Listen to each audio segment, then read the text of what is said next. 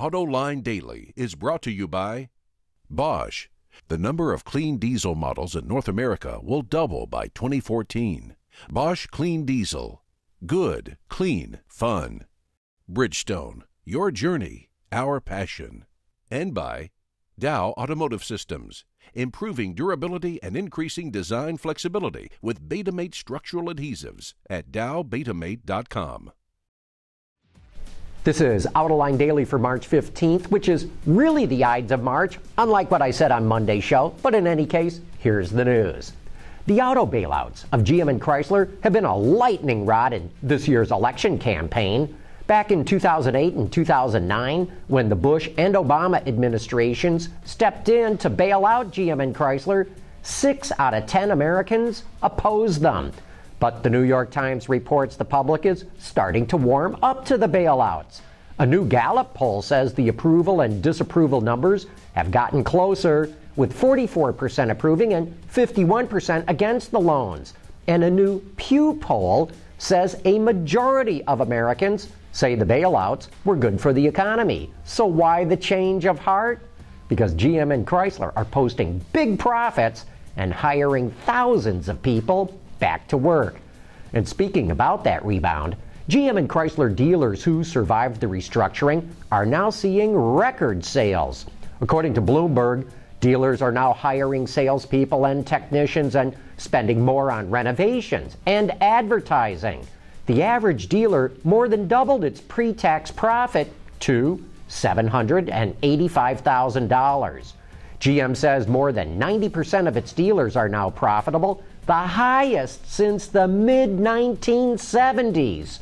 And Chrysler says 86% are profitable, up from just 49% in 2008.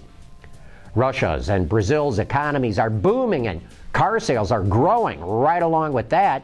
China is the star of developing nations, but India is not sitting still. By 2016, India is projected to overtake Japan as Asia's second largest auto market.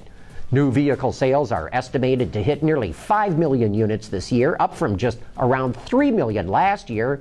But of course, India is a long way from topping China, where almost 18 million new vehicles were sold in 2011, and that number could hit 20 million this year.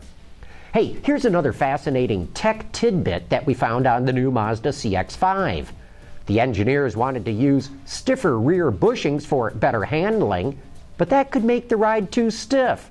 But they knew if they could raise the attachment point of the rear trailing arm, like you see on the right-hand side of this drawing, it would smooth out the bumps, allowing for stiffer bushings. But raising that attachment point would require raising the floor height, which would reduce interior room. So instead, they created a pocket in the rear frame rail and tucked the attachment point in there. It's a simple yet clever solution, and one that makes the CX-5 a delight to drive. Man, the Brits sure love those surveillance cameras. No wonder George Orwell was British. He knew Big Brother was watching. And now British motorists may have to contend with even more monitoring if a new government proposal becomes law. Autoblog reports they're considering installing cameras at gas stations in order to determine whether drivers have valid insurance. It's estimated some 1.4 million motorists in the UK are not insured. That's 1 out of 25. But you know, it's even worse in the US. About 1 in 7 American drivers are not covered. That's 14%. Even so, I bet we don't get them cameras. Coming up next, it's time for You Said It. Reducing exhaust emissions, aerified diesel particulate filters, high filtration, low back pressure, small package size, excellent durability. DowAerify.com. And now it's time for some of your feedback. Kit Gerhart heard me say that diesels now outsell hybrids in the U.S., but he wants to know, do car diesels outsell car hybrids, or are you including diesel pickups? Well, Kit, that number does include diesel pickups and SUVs and passenger cars, but you know what? The hybrid sales numbers also include pickups and SUVs and passenger cars. So I think it's a valid comparison. By the way, the hybrid numbers also include mild hybrids, like GM's e-Assist, and some people believe those should not be counted as hybrids. Wim van Acker saw our report that Ferdinand Piëch is appointing his wife to VW's board of management, and he writes in to say, John was not sure whether Mrs. Piëch is the fourth wife. She is, and in Germany, people jokingly say that this is reflected in the Audi logo with its 4 rings, representing the 4 wedding rings of Mr. Piëch. Wim, you made my day with that comparison. That is hilarious. C-Tech wants to know, why is VW Audi buying Ducati? C-Tech, your question reminds me of an old joke they used to tell at Ford Finance 60 years ago. It would go like this. They'd ask a newbie there, why do we build gray iron foundries? And most of the newbies would respond, to make gray iron? And the response was, no, to make money. So when you ask me why Audi's buying Ducati, the answer is to make money. Audi believes that adding another luxury brand to its lineup, even if they're motorcycles, will help it make more money. Brett really liked our report on the Delta Wing. Love it, he says. If Dan Gurney saw something in that design, then it definitely has something going for it. I hope it doesn't succumb to misfortune or teething problems during the race. I'd like to see how the concept performs on its merits against the traditional designs.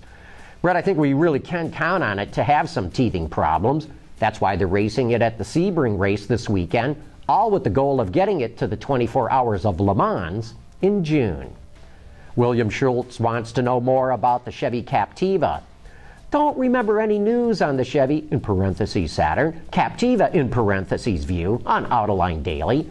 Are these newly built vehicles, old Saturn Views, or imports from Korea? William, the Chevy Captiva is indeed the Saturn View, and in the U.S. market, they're only sold to fleet customers. So you're not going to see it in your local Chevy showroom. Those vehicles are made new in GM's Ramos Arizpe plant in Mexico, and last year they sold a little over 7,000 of them in the American market. Hey, thanks for all your comments and letters. They make us laugh and curse and think, and that's what makes this job fun. Hey, before we go, please join us tonight for Autoline After Hours, but at our new time, 6 p.m. Eastern Time, which is 2200 GMT for all of our international viewers. Tonight we have Bryce Hoffman from the Detroit News talking about his latest book with all the inside info of what's been going on at Ford.